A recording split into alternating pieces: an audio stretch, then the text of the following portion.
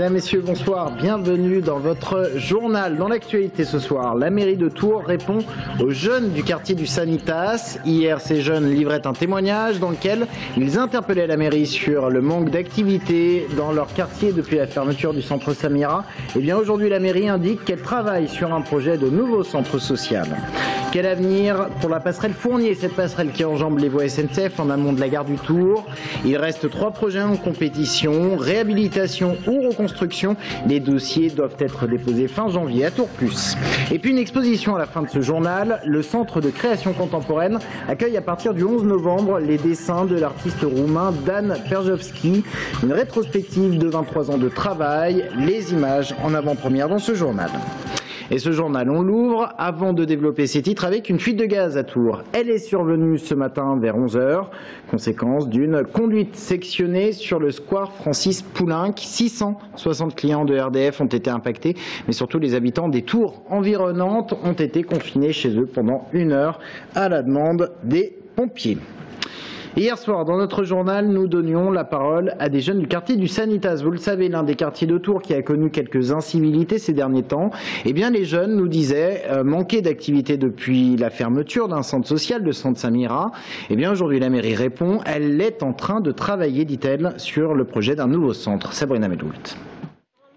18 mois ont passé depuis la fermeture du centre social Samira. Le temps de la réflexion pour Arlette Bock. L'adjointe au maire se consacre à l'étude d'un nouveau projet de centre social, mais elle insiste sur un point.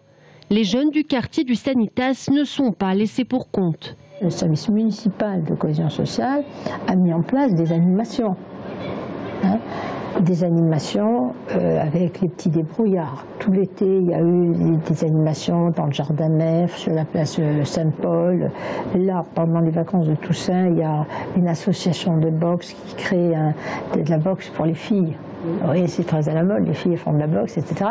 On suit, évidemment, pas aussi bien que si c'était un centre structuré, mais enfin, c'est pas vrai qu'il n'y a rien. Cité Conseil Développement, c'est le nouveau cabinet de consultants auquel la mairie a fait appel en étroite collaboration avec son nouveau partenaire, la Caisse d'allocation familiale.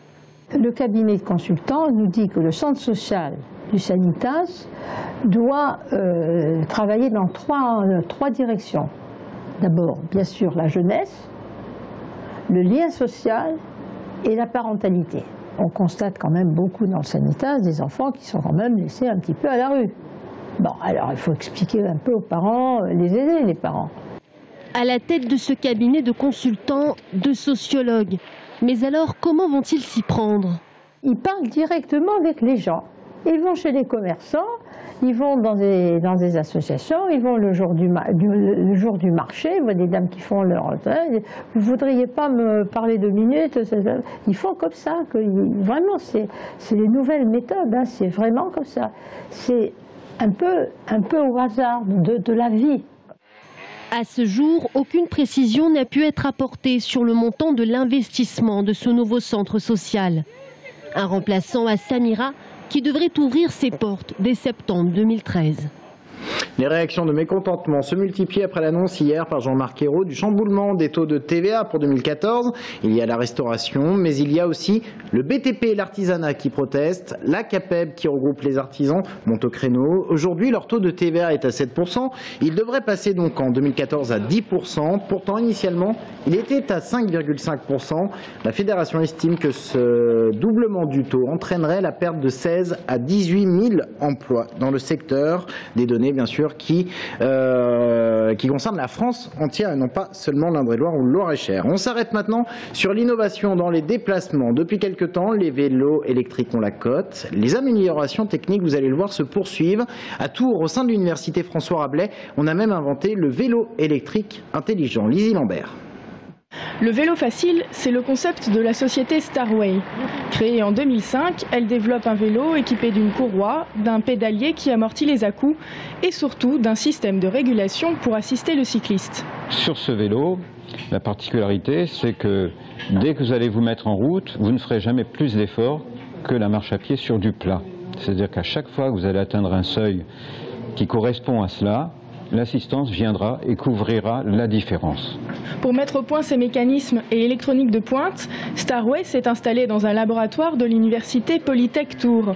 Ainsi, le projet bénéficie de la compétence des étudiants et les étudiants d'un atelier grandeur nature. Là, ce qui est intéressant, c'est qu'on va jusqu'à l'industrialisation, c'est-à-dire que là, le vélo, il doit fonctionner. Donc, c'est un challenge très très intéressant pour les étudiants, où ils sont confrontés donc aux clients et aux fournisseurs, donc tout ce que sera leur futur travail lorsqu'ils seront ingénieurs. Le vélo devrait être sur le marché dès le printemps prochain.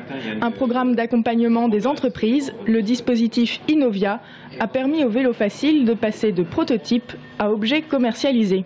J'ai eu une aide qui m'a permis de préparer un bon business plan, de manière à avoir des levées de fonds qui vont nous permettre de financer le futur développement et la commercialisation. En dehors du cadre fabriqué en Chine, toutes les pièces sont conçues en France. Ainsi, les éventuels problèmes techniques pourront être directement gérés par un service après-vente.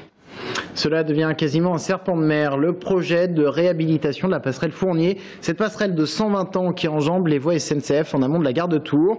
On parle de sa rénovation depuis 1990.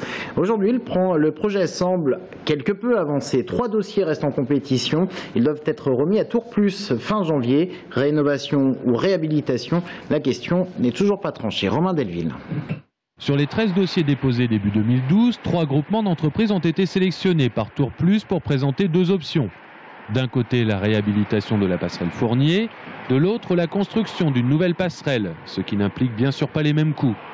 Selon une étude menée par les SNCF et RFF, un chiffrage de 6 millions d'euros a été évalué et l'enveloppe mise à disposition par Tours Plus est de 4,8 millions d'euros. Est-ce à dire que la construction est abandonnée? Pas sûr, car le chiffrage de l'étude préalable comprenait des frais SNCF au motif de la moindre circulation des trains durant les travaux, à hauteur de plus d'1 million d'euros. C'est toujours une option qui est à l'étude. Moi maintenant j'attends de voir aussi les prix, les projets qui vont être présentés fin janvier.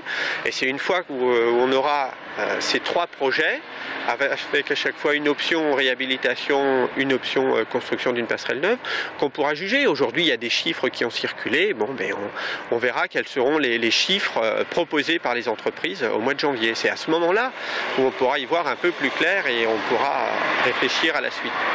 Pour l'association pour la qualité de vie dans l'agglomération Tourangelle, l'Aquavit, ce n'est pas une simple rénovation qu'il faut opérer sur la passerelle Fournier, mais une construction ex nihilo, pour l'usage des piétons, des cyclistes et des personnes en situation de handicap.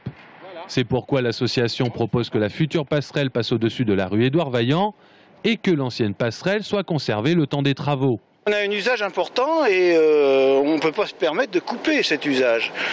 Donc le fait de construire une nouvelle passerelle permettrait de garder celle-là le temps que la construction se fasse, puisque la nouvelle passerelle serait décalée, elle serait dans un axe un petit peu différent. Et ça permettrait donc de conserver l'usage intégral de l'ancienne passerelle. Depuis 120 ans qu'elle a été édifiée, la passerelle qui enjambe les voies ferrées entre Velpo et Sanitas rend bien des services aux piétons résidant dans ces quartiers, mais ne correspond plus aux usages et aux déplacements doux du XXIe siècle. Du sport côté Jeune Espoir, l'agglomération Tourangelle accueille depuis lundi le tournoi des damoiseaux et damoiselles de Touraine. Les meilleurs joueurs de tennis nés en 2001. Les 2 finales avaient lieu ce matin, côté féminin et côté masculin. 2 joueurs de la Ligue du Centre en finale. Romain Delville. Ils étaient 16 garçons nés en 2001 à jouer depuis lundi matin et à la fin, les 2 qui restent sont Lucas Néraguet de la Ligue du Centre et Raphaël Perrault le Normand. Raphaël a archi-dominé la première manche, puis s'est éteint quand Lucas s'est réveillé. Victoire en 3-7 pour l'Orléanais, 0-6, 6-2, 6-2. Mental, je commence à y croire et tout. Les matchs quand je perds, voilà. Et les techniques, je commence à mieux jouer au niveau du lift et de la concentration.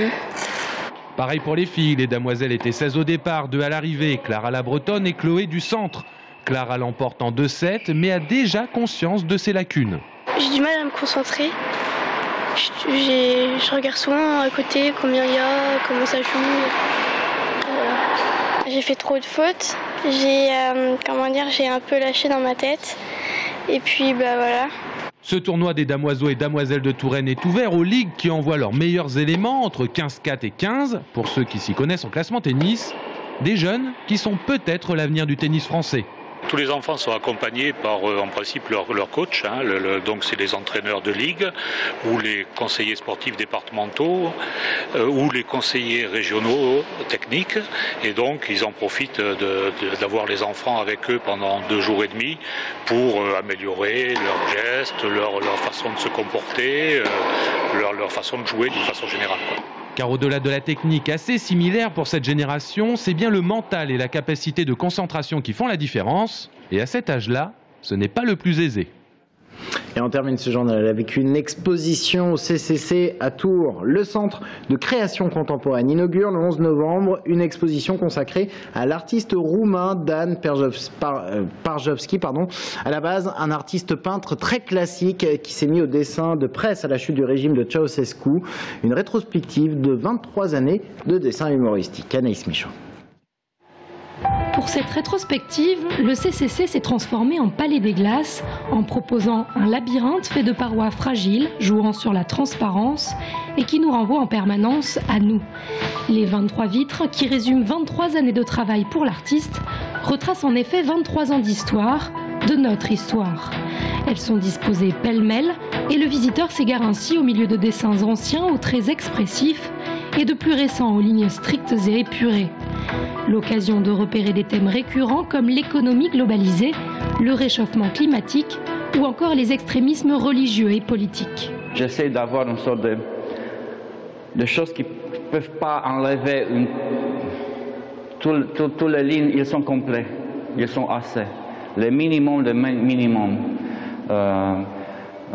mais en gardant une sorte d'humour, d'ironie et d'auto-ironie qui donne un peu de distance.